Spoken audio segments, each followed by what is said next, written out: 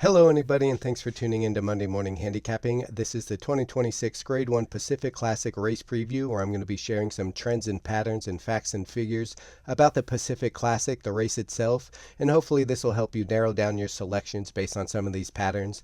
And to do that, I'm going to provide a background about the race. I'll give a brief overview of the data I've collected, show you that Google Sheets document where I'm getting my data from, and this Google Sheets document will be included in the description below if you want to take a look for yourself. In this, I'm going to discuss relevant patterns as it pertains to surface conditions, historical times, pace, and winner's in-race position, odds and post position, jockey and trainer, most recent prep races, and take a look at the pedigree, and wrap it up with a summary of the key takeaways. So just some race background. This race is going to be taking place on Saturday, August 22nd at about 6:30 Pacific Standard Time. It will be race number 10. This is a grade 1 event, so the highest tier, the highest level of racing for racehorses, going 10 furlongs, which is a mile and a quarter. Remember, a furlong is 1/8 of a mile. You can do the math. This race is for horses that are 3 years old and older on Del Mar's main dirt track, and there's a $1 million purse up for grabs. This race was inaugurated in 1991, and since 2008, this race is a win and you're in event for the $7 million Breeders' Cup Classic in the fall. The record finish time for this race is 1 minute and 59.11 seconds by a horse named Candy Ride in 2003. The most wins by a current trainer is Bob Baffert with 7 wins in this race. And the most wins by a current jockey is Mike Smith with 4 wins in this race. And now before we get into the slides, I'm just going to show you and run down that Google Sheets document, which again is included in the description below, just to give you a sense of the data I broke down and how I'm going to be portraying the data and how it may be relevant to this year's running. So here's the Google Sheets document that, again, is included in the description below. If you look down low at all these tabs, I've done the same thing for many other races, but today we're just focusing on the Pacific Classic. In this far left column, I've gone back to 2014. I've looked at the track this race was run at. Some races get moved to different tracks for various reasons, but as you can see, this race has been run at Del Mar since 2014. I look at the track conditions, always a fast track, very consistent weather in Southern California. There was one year where they had a synthetic track, but still considered fast. It can handle all kinds of weather. Right here we have the time of the leader of each race to the first quarter mile. So this is essentially how fast the first quarter mile was run by the leader, not the eventual winner. If you want to know where the eventual winner was in each year, you move over to column E. LB stands for lengths back. This is how many lengths back the eventual winner was after 1/4 of the mile has been run. So last year in 2025, the eventual winner was 2 lengths back after the first quarter mile was run. Move over to column F. This is the split. So this is the next quarter mile time in and of itself. So the first quarter mile was run in 22.99. The next one was run in 23.42. Column G is the rate. So how much faster or slower was this quarter mile here run than the previous? And a positive number indicates a slower time. So to the first quarter mile, they ran 22.99. The next one was 23.42, a rate of positive 0.43. So they slowed down the second quarter mile by 0.43 seconds. And then I do that throughout the entire race by quarter mile. When we get to the right, we see the slow rate here, which is the average slowing down per quarter mile throughout the race. So on average last year, each quarter mile was run slower by 0.58 seconds. The year before that, 0.6. And remember, a negative number means a faster time. Cumulatively, this race is run 0.5 seconds slower or a half second slower per quarter mile throughout the race. We have wire to wire winners, so horses that led since the gate opened and went on to win the entire race. We have the odds of the horses here in column W with the averages above. In column X, we have the name of the horses. In column Y, the post position with the averages above. In column Z, we have the race number, so how many career starts did it take them to win this race. We have prep race information, so the race they ran in before they ran and won in the Pacific Classic. What race was it? What track was it? Did they win that race? Was it won in wire-to-wire fashion? What was the last race distance, or LRD? And DSLR is days since last race, so how many days since their last race before they won the Pacific Classic. We also have the pedigree of the winners. We have the sire and dam sire listed right here. We also have the trainer and the jockey of each horse in each year. And I also provided a little comment section for anything that I found worth noting about any of these runners. But for now, let's get back to the slides. So basically, starting in that far left column, we're looking at track conditions. This race has been run on a fast track, so meaning dry, no rain or moisture in the track, 12 of the last 12 years, so 100%. Del Mar has a very consistent weather, which helps make it a premier racing venue. I don't expect any rain, but you should always check the weather before handicapping any race day. As you can see, here's the weather forecast for Del Mar, very consistent. Changes by 1 degree on Friday, but I'm not expecting a wet, good, or any sort of moisture in the track. So now looking at those race times, pace, and lengths back. On average, this race is run pretty honestly through the first stretch and around the first turn, but then the leaders try to catch a breather down the backstretch as indicated by the split and rate between the first half mile and the third quarter. So if we just go up and look at the averages for all the races run over the last 12 years, between 1/2 mile into the race and 3/4 into the race, you can see that the rate is 0.95, the highest anywhere throughout the race. So they're going to start the race in the stretch, go around the turn. They haven't slowed down too much, just by 0.22 seconds. But then going down the backstretch, the leaders tend to, on average, slow down by 0.95 seconds, so quite a bit. After that, the rate decreases comparatively as the leaders try to maintain their leads, which will take a toll on their stamina in the later stages. Every quarter mile of this race, on average, is run slower than the previous. So as you can see, they're slowing down a little bit less than they did in the backstretch here, but they're only slowing down by 0.43 and 0.38. So they're actually slowing down less as the race goes on. It seems like in the backstretch is where most of the jockeying is going to be taking place. Horses trying to get position while those front runners try to catch that breather, and they're going to see how much the horse has left, all those closers coming in. They're only slowing down by 0.43 and actually by less than that in the later stages. Even though the overall time is slower, they're slowing down less. While on average the winner doesn't have the lead turning for home and is still 0.33 lengths behind, they are able to finish the final quarter mile in 25.18 seconds while the horses in front are slowing down more. So if we look down here, I did the math, the average winner's pace, so how fast is the winner running on average in each race. What I did was I took the average of the leaders for each race and added in the time for the amount of lengths back they were on average. So the average pace for the entire race is 23.26 to the first quarter, but the leader on average is running it in 23.56. And if you move over here, you can see the final split for the average win pace. The winner on average is running this final quarter in 25.18 seconds. Notice how the rate for the average winner's pace is much faster than the average pace of the race after the first quarter mile and up to 1 mile into the race. This is where they are able to catch up to those front runners that will eventually tire out in the stretch. So like I said before, those front runners are trying to catch a breather by slowing down by nearly a second as they enter the backstretch. But if you look at the average win pace, the average winner, they're running a little bit slower early. They have a negative number in the rate after the first quarter mile, meaning they're running on average 0.14 seconds faster in the second quarter than they did the first quarter.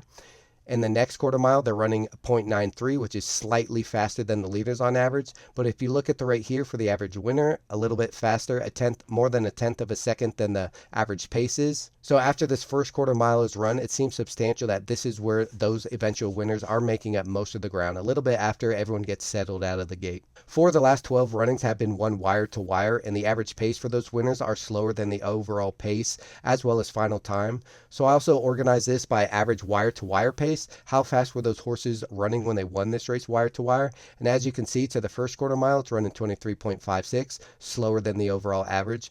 47.27, slower than the overall average. And you would expect this for wire to wire winners, the slower that they can set their tempo, the more stamina they're going to have later in the race. So when you're handicapping this race and you see a front runner, see if they can sort of match these averages or this wire to wire pace, and see if there's any other horses that might try to contest that, which might make them run faster. But if you see a lone speed and they have matched these sorts of fractions in the past, they might be worth considering. Compare your selection with the paces above, your perceived pace projection of the race, and their ability to run these times in different stages of the race. So how fast can they run it early? How fast can they run it late? Maybe you like a big closer. That's going to be more like 5 lengths off of the lead early, but how much faster can they run this final split, and can they make up that much lengths back that they were trailing early in the race? So now looking at odds, post position, and career stats. Over the past 12 runnings of this race, the average odds for the winner is about 4-1, with a range between 1-5 and 22-1. 9 of the last 12 winners were below the average, so were below 4-1 odds. The average winning post position is post position 5. This indicates to me that there is little to no post position bias. Horses can win from inside, they can win from outside, and ultimately the average came out to post position 5. The average career race number for the winner of this race in the last 12 years is start number 13 with a range between 4 and 23. So in the last 12 years, a horse has won this race in their fourth career start. They've won it in their 23rd start of their career, but on average, it's about race number 13. The three winners in the last 12 runnings with the least amount of starts were all bet down, lower than 5-2 odds, so on paper they were quite formidable. I wouldn't expect such an inexperienced horse to make a huge splash in this race. The longest shot in the last 12 years had won this race in start number 14, so definitely had racing experience on his side. That's Mixto right here.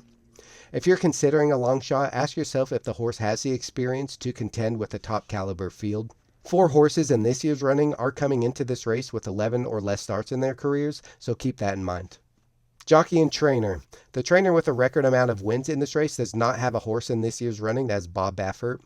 Trainer John Sadler has won this race 4 times in the last 12 years and is sending out number 10 Full Serrano in this year's running, something to keep in mind. Jockey Joel Rosario will be aboard number 10 Full Serrano and is the only jockey other than Mike Smith with a win in this race over the last 12 runnings.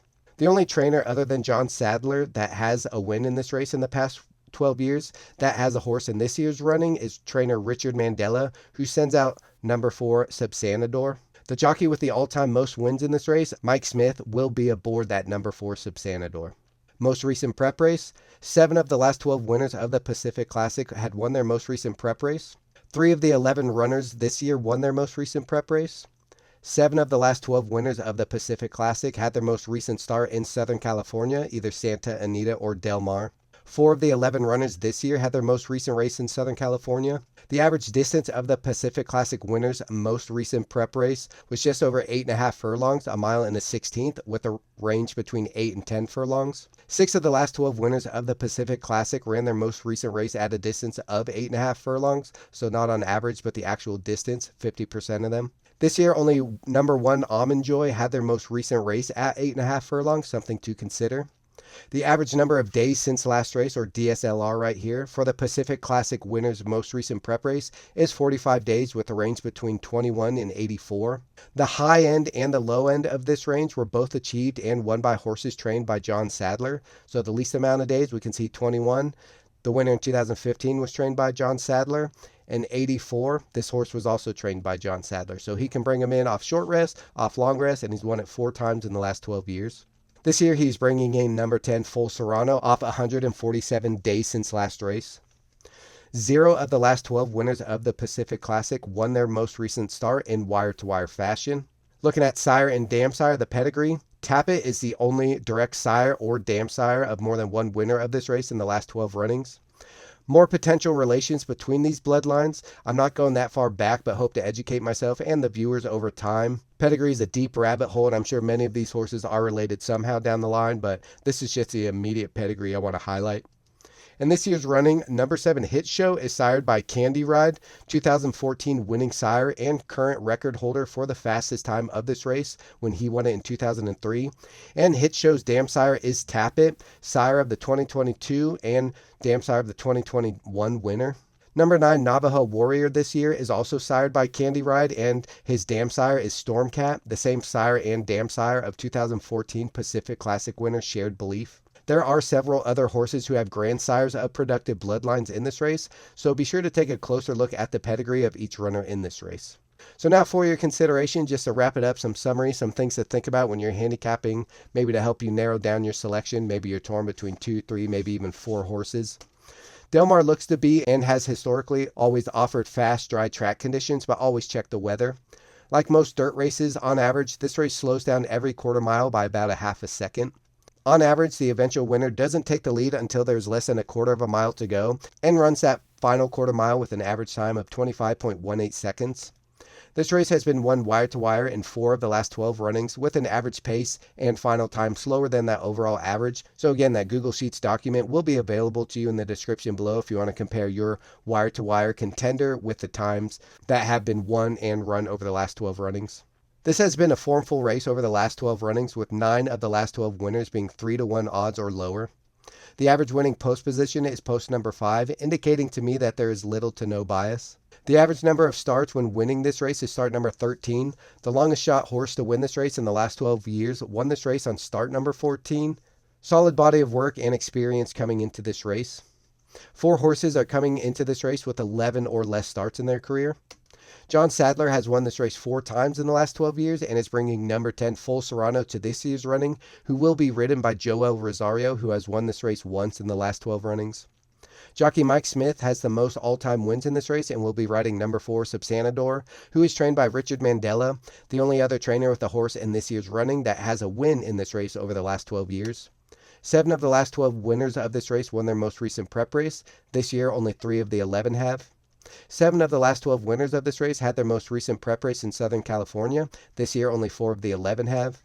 6 of the last 12 winners of this race had their most recent prep race at 8.5 furlongs. This year, only number 1 Almond Joy ran their most recent race at 1 mile and a 16th. The average number of days since last race for the Pacific Classic winners' most recent prep race is 45 days, with a range between 21 and 84. The high end and low end of this range were both achieved and won by horses trained by John Sadler.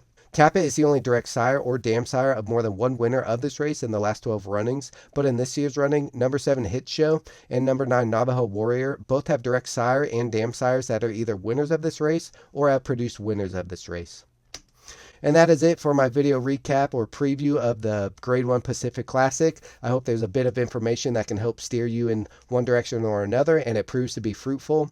Thanks for watching. Feedback is appreciated. Let me know what you think of this video. Let me know if you think I left any information out that I should include in my next race preview video.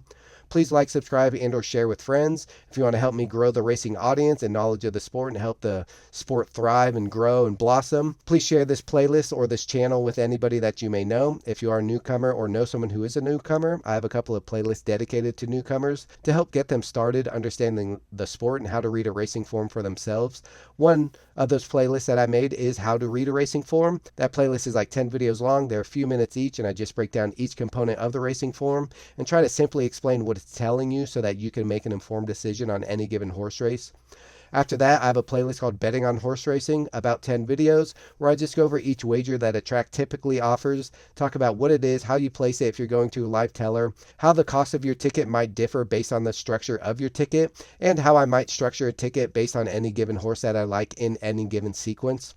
Coming up next, I think tomorrow night, I'll try to squeeze out a Monday morning handicapping live discussing Del Mar, maybe around 9:30 West Coast time. I'll just open the racing forum, start handicapping, open up the chat room, and try to create a dialogue. I'm just going to handicap out loud, so if you're new and just want to watch, I'll talk out loud about what I'm thinking as I read the racing form and just help new players understand the handicapping experience and process and what I'm thinking about when I look at each runner. If you're more of a veteran or seasoned player, maybe I'll give you an extra horse or two to think about. We can talk about it in the chat. So feel free to come in, ask questions. I invite everyone. I particularly want to help people that are newer to the game get their feet wet and just understand the game so that they can help other people understand what the game is all about. I think it's just the most entertaining and the most rewarding and most satisfying game out there. So I'm really trying to do my part and help grow the sport and grow the fan base. But that is it for my race preview video on the Pacific Classic. Thank you everybody for watching. Good luck if you're playing the races, and I'll see you next time.